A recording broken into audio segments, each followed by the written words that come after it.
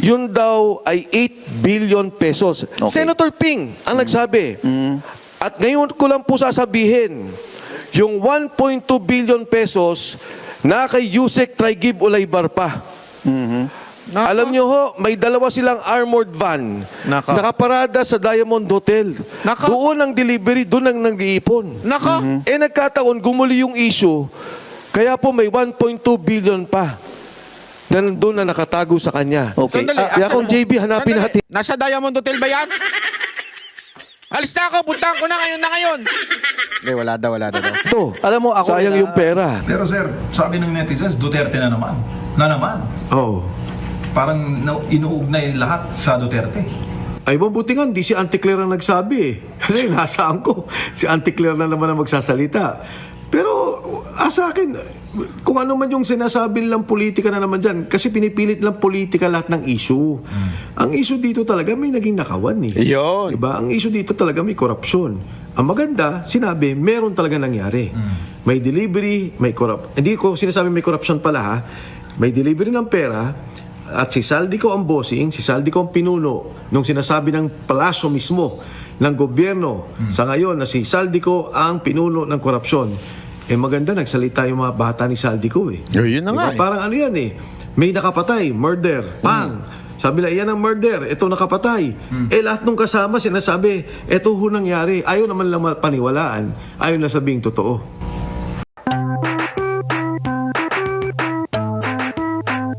Ayoko na lang magsalita, baka mapahamak pa yun eh.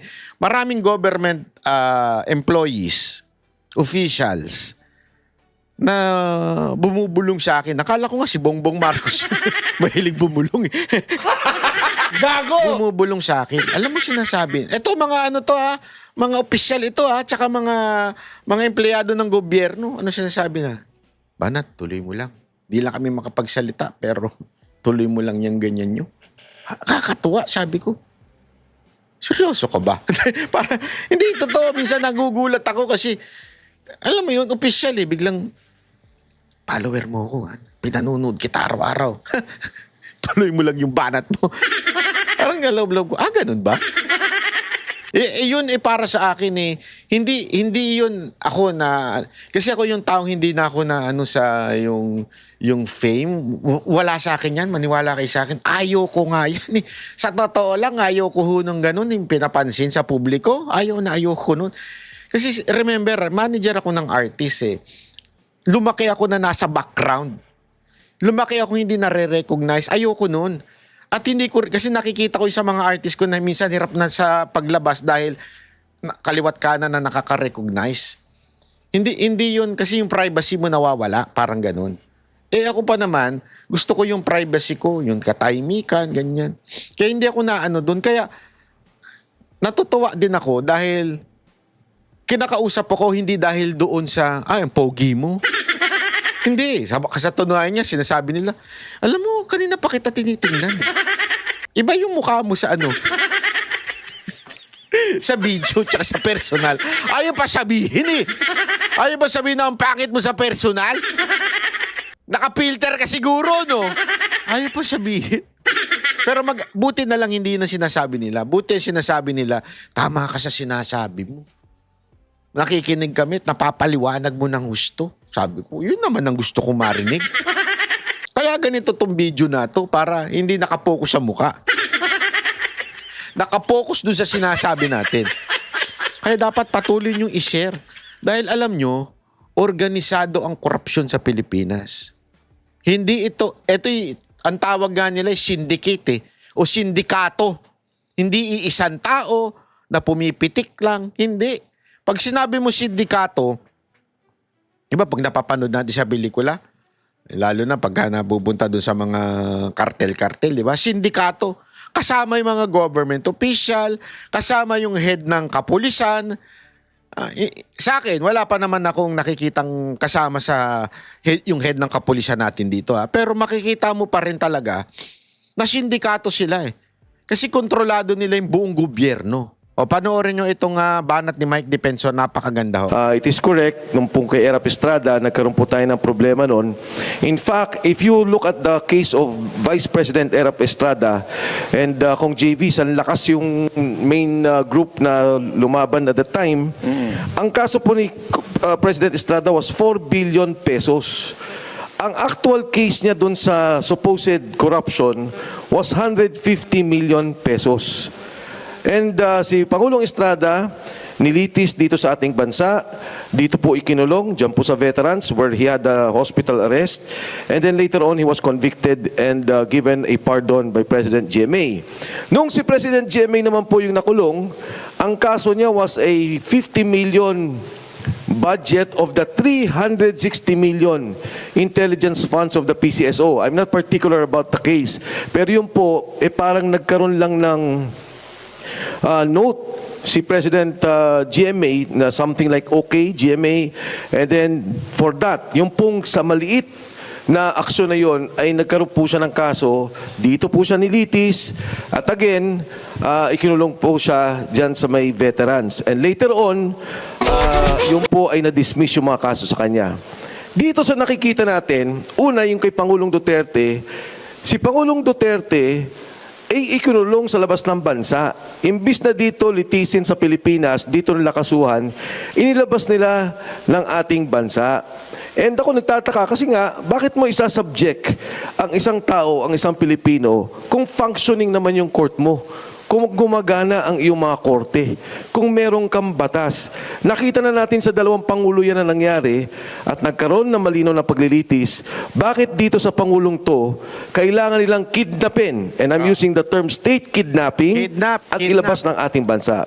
More importantly, ngayon ko lang nakita kami ni Kong JV, nasa Kongreso, ang ganitong klaseng korupsyon, organisado. Yung leader mo mismo, ang Pangulo ng Republika ng Pilipinas. Yung henchman niya o yung bataan niya, ang speaker ng ating House of Representatives o si Speaker Martin Romualdez. At ang kumakamada at nag-aayos ng kabuong budget ay si Saldico, Chairman ng Committee on Appropriations. Sabi nila, si Saldico ang mastermind. Sabi nila, si Saldico ang ulo o siyang pinuno ng korupsyon dito sa ating bansa. Ngayon, nagsalita yung 18 Marines. Nagsalita si Godesa.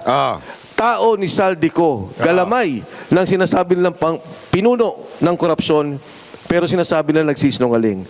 Ayaw nilang tanggapin ang mga sinasabi. So ito yung binibigay ko at nilalahad ko sa inyo lahat. At nagpapasalamat ako sa pagkakataon for Kong JV to have invited me and si Mr. Rivera for have invited me here. Ang ikinalulungkot ko lang ay hindi ako nakapag-quote dahil mas mukhang congressman si Kong JB sa akin. Mas mukhang ako nag-i-interview sa kanya. Salamat po. Magandang umaga sa inyo lahat. You know, the character of Secretary and Congressman Mike Defensor is that if you give him a microphone, it is impossible to know when he will stop. Talagang magaling siya magpaliwanag. Now, I'd like to go one by one through the comments that you made, Kong Mike, no? Number one, do you really believe in your bones, that former President Rodrigo Duterte would have his day in court here in the Philippines? Do you believe that? And how? Una ho, alam nyo, the administration made a fatal mistake. Sometime November, they conducted their own survey. Ang sabi nila, bumabagsak na ang ratings ni Pangulong Duterte, the Duterte family in general, VP Sara in particular. Anong ginawa nila? Inimbitahan nila sa Senado si Pangulong Duterte. Tumaas yung rating. Inimbitahan nila sa Kongreso. Tumaas ulit ang rating, lalong tumaas. Nung kinidnap nila, lalo pang tumaas. Now the question is, do you believe we will have a fair trial? Yes, because there is already a precedence. Nangyari na yun kay Erap at the height of his popularity. Mabigat ang ratings ni Erap when he was ousted, when EDSA 2 happened. At doon nangyari na po kay GMA. Na si GMA, as you well know, till the end of his term, had control of the government, control of the armed forces, control of the police. Pero again, it's a question of justice. Ang tingin ko, dapat sa ganong sitwasyon, walang politika, walang sinasabing sinong hawak mo, filean nyo ng kaso, ikulong ninyo. Kung nakikita nyo, o talagang ang kaso, ay dapat siyang makulong. The difference, however, Mike, is that nobody charged Duterte in the courts here. Is that Yun correct? na nga Wala namang naghabla sa kanya dito eh. And then the next question is, meron bang judge or justice ng Sandigan Bayan? But he was no longer then an official of the land, so most likely RTC na lang yan. Kamukha ni GMA, di ba? RTC lang yung nag-issue ng warrant against GMA, no bail. Do you think there will ever be a judge in the Philippines who can issue a warrant of arrest for no bail against President Rodrigo Duterte? Medyo nakakatakot siya, di ba? Alam nyo, yung sinasabing bakit walang nagkaso dito, ako din nagtataka. Gumastos sila ng bilyon-bilyon o milyon. Ginamit nila yung mga ICC, sinundo pa nila, pinakain nila, nilagay sa Maida, sa raffles. Well, in fact, pwede nilang ibinuo ang kaso dito. And it happened before. Hindi naman hindi nang inaarihan kay ERAP o kay Pangulong GMA. Mag-i-issue ba ng korte ng warrant? Sa palagay ko, kung may sapat na batayan, kahit sinong korte, mag-i-issue ng warrant. Partikular, kung kaya nyo kang kidnapin yung presidente, gamitin ang sandataang lakas, gumamit ng eroplano. Alam mo kung bakit? Let me answer you, yun ang tatanong nga. The only reason na sinasabing baka hindi kaya, bla bla bla, baka hindi kayang i-convict. Pero yung maghabla at mag-issue ng warrant of arrest, kayang-kaya kung gugustuhin. Nagawa nga nilang kidnapin eh. Kidnapin. Eh yung pa kaya mag-issue ng warrant of arrest? Kung dito, ang punto lang kasi, wala kasing basihan.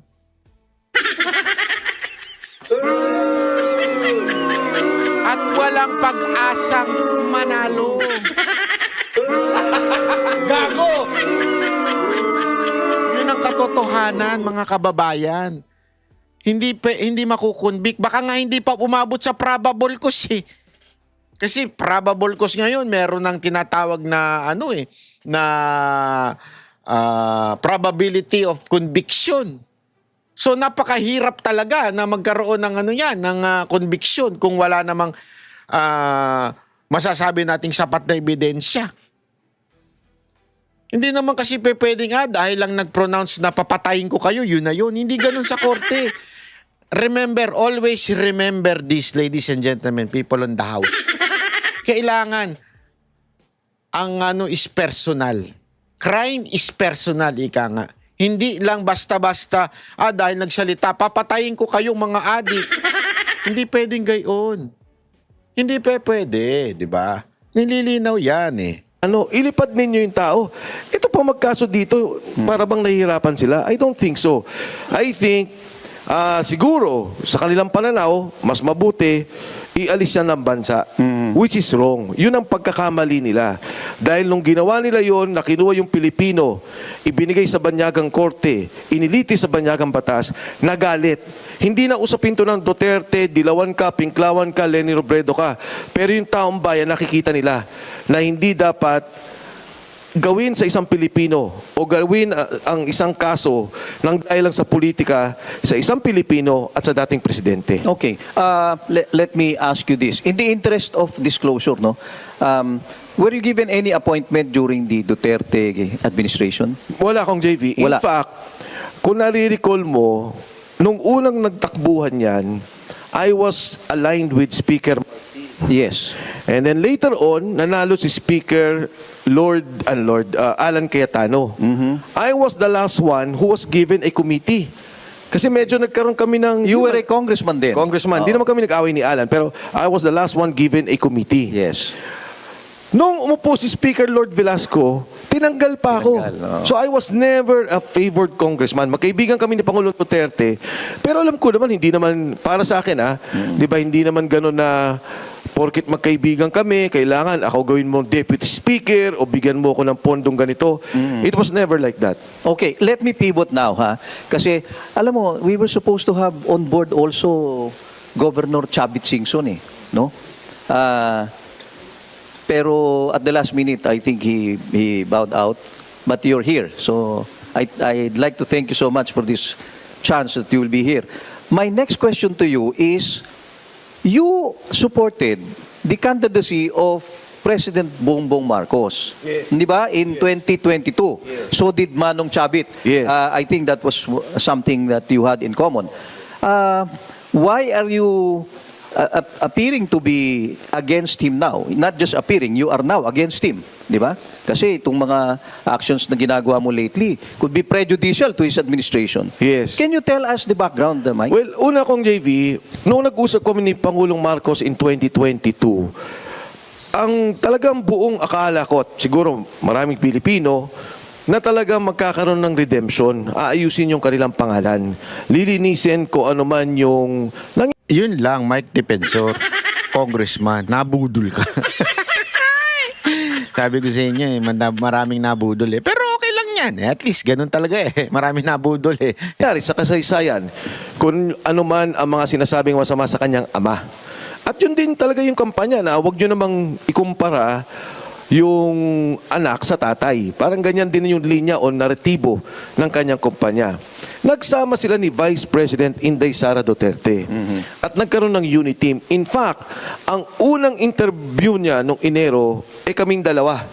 Meron kaming programa noon na Point of Order with Congressman Ace Barbers and Congresswoman Lucy Torres. Ang sabi niya, the first interview gagawin ko sa inyo.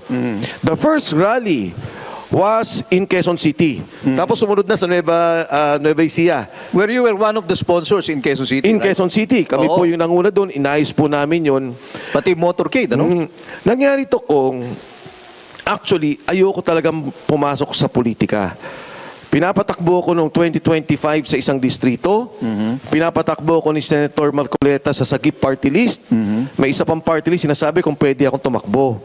Ang sabi ko, ayoko muna, dito muna ako sa pribadong sektor. Nung lumapit si Sergeant Gotesa, inilapit ng taga-UP. Ang sabi niya sa akin, Sek, sabi niya, tingnan mo nga to kasi gusto niyang bigyan ng guidance si Senator Marcoleta, who was then the chairman of the Blue Ribbon Committee. So nag-usap kami ni Sergeant Gotesa. Nagulat ako. Ang laking gulat ko. Tapos binanggit pa niya yung 46 suitcases na naglalaman ng about 48 to 50 million per suitcase. Isang delivery. Ang sabi ko sa kanya, pagka maganda, mag-usap kayo ni Senator Marcoleta, banggitin mo yan sa kanya. So naset ko yung meeting, nagkita kami ni Senator Marcoleta, sabi ko baka gusto mo itong pakinggan. Nung nagkwenta si Sergeant Gotesa, sabi ni Senator Marcoleta, baka pwede kang lumabas. Kasi ito na siguro ang huling hearing ng Blue Ribbon Committee at hindi na madidinig yung sasabihin mo. Nung lumabas si Sergeant Gotesa, initially, ang akala ko, pro-protektahan. Dahil meron talaga siya doon na humingi siya ng protective custody, but later on, sabi niya, kaya ko na. Kaya na ng aking mga kasama. Nung una, protected siya. Later on, as I've said, na-detain na siya. At naparitrack na nila yung affidavit. Video pa nila. Kawawa yung tao. I have proof na talagang under duress ginipit si Sergeant Gotesa. Ayoko lang ilabas, baka lalo pa siya mapahamak. Ngayon, nung lumabas na yon, nagsalita na ako. Ilabas mo na, Congressman Mike Defensor. Sige na. Wala na, nandun na siya sa ibang bansa eh. Wala nang yun eh. Oh. Nagsalita si Saldico. Dati nung kay Gotesa, ang sabi ni Gotesa, si Speaker Martin lang. Nung lumabas si Saldico, kinuwento ni Saldi, ito yung delivery ko. And alam mo, kung JV ngayon nakakapag-usap pa kami ni Saldico. Lately, hindi. Ang dami niyang kinikwento sa akin. On how the corruption is organized, systemic corruption is organized, at yung pag-deliver niya ng pera. So you're open. Kong Mike, pakisabi naman yung ginastos ko sa kaso. Bayaran niya, dismiss naman eh. Break with the Marcos administration came only when you were introduced to Sergeant Gotesa. Is that right? Yes. Iyon lang. Yes. Prior to that, Tahimik you lang were ako. not critical of the Marcos Well, administration. napapansin ko na Oo. may mga mali Pero na. hindi ka nagsasalita. Hindi ako nagsasalita, tahimik lang ako like many other Filipinos. Tayong lahat, tahimik lang. Pero nung tinira nila na si Gutesa, yun na, openly. Pero kung Mike, matanong ko lang, do you know where Sergeant Gutesa is right Ang now? huling pagkakalam ko kung JV, ang sabi sa akin ng mga kasama, safe daw siya sa probinsya, sa isang probinsya. akala ko sa ibang So hindi ko bansa. na inalam. Ang sabi nila, okay naman siya. Kasi yun lang naman ang akin eh. Alam mo, syempre, Nasa Ilocos Norte ba?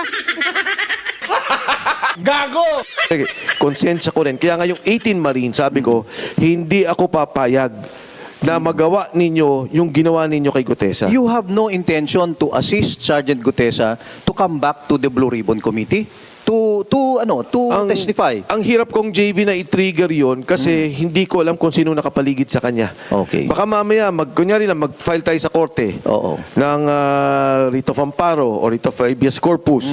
Maganda makuha uli si Gutesa, no? Maganda yun. Baka pwedeng kunin nung ex-marine, yung 18. Na 16 na ex-marine at 2 army. Kung saan man siya kinidnap ngayon. Ganun ba sinasabi mo, Congressman Mike, Defensor? Baka may matrigger na hindi natin gusto eh. Mas gusto ko ng tahimik na lang.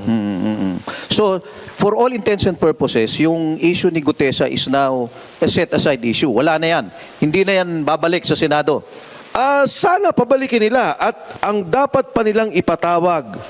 Ito naman, ang galing na to kay Senator Ping Lacson. Naku po, siya maniwala mismo ka ang dyan. nag-speech nito. Naku! Ang sabi niya, Si Pinky yung Lacson. pera na sinasabi ni Saldico, mali.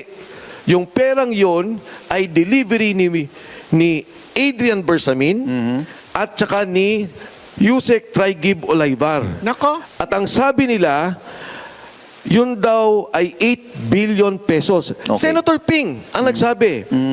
At ngayon ko lang po sasabihin, yung 1.2 billion pesos na kay Yusek Traigib Olaybar pa. Nako. Alam nyo ho, may 2 silang armored van Nako. nakaparada sa Diamond Hotel. Nako. Doon ang delivery, doon ang nag-iipon. Nako. Nagkataon, gumuli yung issue, kaya po may 1.2 billion pa na nandun na nakatago sa kanya. Okay. Sandali, Kaya kung JB, hanapin Sandali. natin. Nasa Diamond Hotel ba yan? Alis na ako, puntahan ko na ngayon. Hindi, wala daw. Ito, Alam mo, ako sayang rin, yung pera. Ay, anong nangyari doon? Ba't nawala? Dulo na ba yun? Dulo na yun? It is correct. Dali, Kung asan kay na Erapis. yun? Nagkataon, gumuli yung issue, kaya Sandali! Pupuntahan ko na! Hanggang doon lang pala yung video na yun. Sayang, makapuntahan nga. Hindi, alam mo matindi talaga itong sinabi ni Congressman Marcoleta, Congressman Defensor. Ito pa, yung interview niya. Maganda rin. Sir, nadamay na po ang pangalan ni former President Gloria Macapagal Arroyo sa issue po ngayon sa paghanap natin ng hustisya sa korupsyon. Kayo po ay dating cabinet ng GMA administration. Anong masasabi mo, sir? Well, una sa lahat, alam mo si Secretary Ronald Llamas, kaibigan ko yan. And alam ko na alam niya na napakasama ng korupsyon na nangyari. At alam ko rin na ang ginagawa niya ay ilihis yung sitwasyon o yung issue sa parang usaping politika. Pero hindi yun ang problema eh. Yan ang problema natin ay yung korupsyon na nangyayari sa ating bansa. Yun. Ang problema natin yung malawakang Yun. at sistematikong pagnanakaw sa ating pondo. Yun. Kaya huwag tayong magliliis. Maraming sinasabi yung tatakbo sa Quezon City. Ngayon naman si Gloria Macapagal Arroyo. May tatakbo daw sa 2028 na Senado. Hindi po yan. Malayo pa ang eleksyon. Tama. Baka mamaya wala ng bansang Pilipinas pagdating natin sa panahong yan. Wala na, Kasi wala nang masyadong pera eh. nabankrupt ang Puro ating utang na bansa. eh. Oh. Napakagulo na. Oh. Walang negosyong gumagalaw. Tama. Walang yung trabaho ay nawawala. Tumataas ang presyo ng mga bilihin. Huwag po nating intindihin ang politika. Nako, ang tama tindihin natin sa ngayon ay yung ating bansa. At ang liderato ni Bongbong Marcos na patuloy nakaupo bilang Pangulo ay hindi makakabuti. Yan. Sa ngayon, sa bansang Pilipinas at Nako. sa darating na panahon. Dahil dyan, Pero sir, susunod parang ka na. timing din yung pagkaugnay sa pangalan ni former President GMA na magtungo naman si former President Gloria sa Davao with VP Sara. Parang, anong tingin mo dun, sir? Wala eh, dahil normal naman yan. Dati pa naman malapit si Vice President Inday Sara kay President Gloria Macapagal Arroyo, dati pa naman magkaibigan yan. In the same manner na magkakaibigan silang lahat. Kasama si BBM, kasama si VP Inday, at si Speaker Gloria Macapagal Arroyo, maging si Speaker Martin Romualdez. So, wag nilang masyadong bigyan ng pakahulugan yung ganon. Kasi, again, ang binabanggit ko rito, yung usapin ng destabilization, di ba? Ngayon, pinag-usapan ngayon yan with the 18 Marines. Huwag nilang ilihis yung issue. Tama. Ang issue dito, may korupsyon tayong nakita. Nakita na yung mga problema sa ghost projects. Hanggang ngayon, sinasabi na si Saldico ang mastermind at maraming dinideliver na pera Ayan according to Sergeant Gotesa at according to the 18 Marines.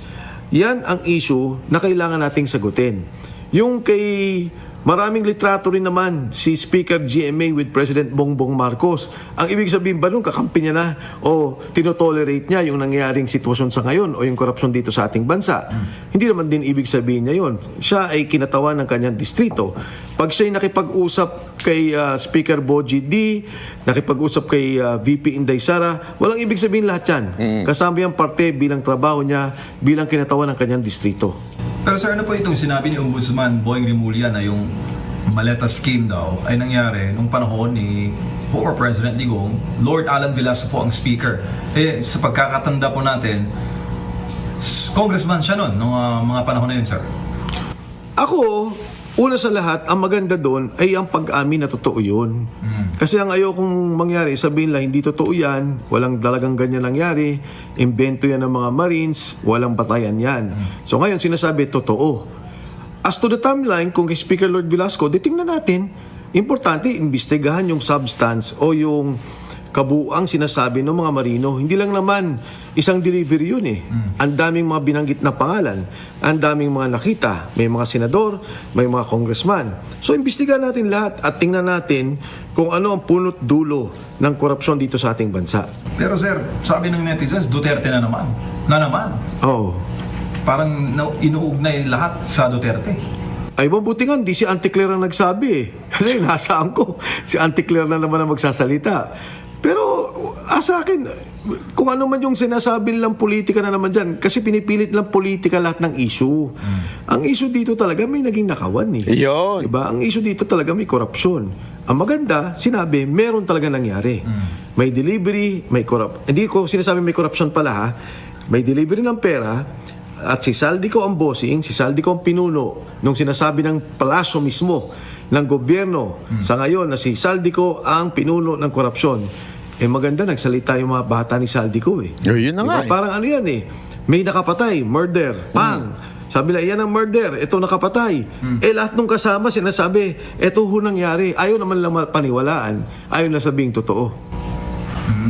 Tsaka, at least sir, yung issue ngayon, napag-uusapan po ng kahit sa barbershop, di ba? Oo. Lahat ng Pilipinas, Oo. lahat ng masang Pilipino, interesado po sa issue nito, Kong Mike. Yes, alam mo, sa mga Pilipino, hindi na to usapin ng korupsyon lamang.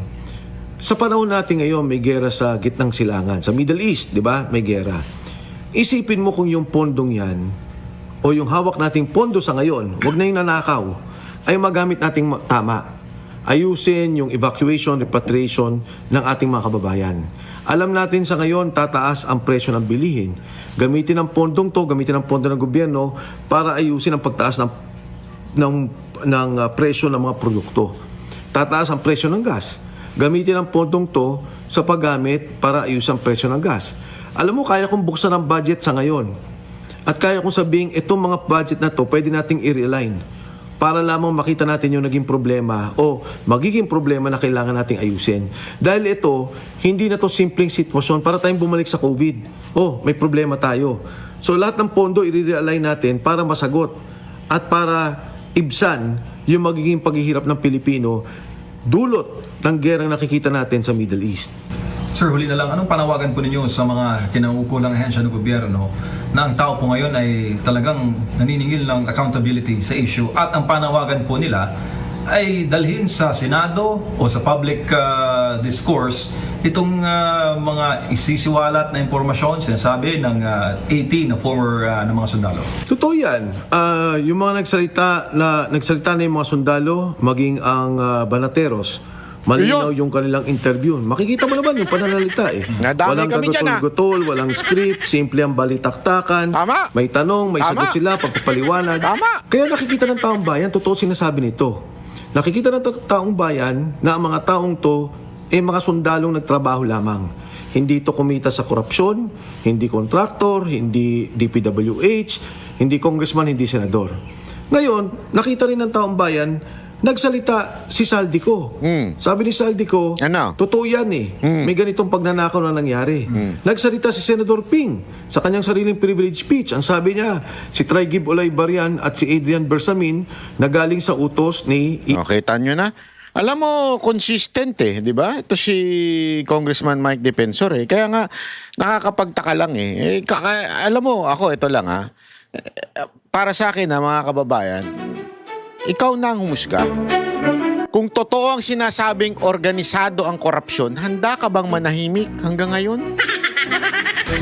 Kung may mga taong pinipilit patahimikin tulad ni Attorney Baligod, ngayon na dinimanda na ni sino ba ito? Si Secretary ng si DA Secretary, Department Agriculture Secretary Tio Laurel, dinimanda na yung ex-marine at si Attorney Baligod. Ngayon pinapatahimik na. Handa ka bang baliwalain yan? Dahil sa panahon ngayon, hindi sapat na nakikinig ka lang. Kailangan nag-iisip ka. At mas importante ay yung mahalaga. Labo, no? At hindi, totoo. Ang mas importante, nagsasalita ka. Kaya gusto ko marinig ka. Banateros, gusto ko kayo marinig. Comment mo sa baba ang iyong opinion. At kung may alam ka pang impormasyon, ilapag mo na dyan. Dito tayo nagbubuo ng katotohanan. Kung ayaw mong ma-miss ang mga ganitong klaseng content, isubscribe mo na yan. Pindutin mo na rin yung bell para anytime na may video si Banat Bay, updated ka sa bawat revelasyon. At kung tingin mo dapat itong malaman ng iba, ishare mo din. Dahil tandaan mo, ang katotohanan, hindi tinatago, pinapalaganap yan. Yun. Ako po si Banat Bay. Walang ligtas ang mga animal sa lipunan. Tayo ay magpapahayag lamang ng katotohanan.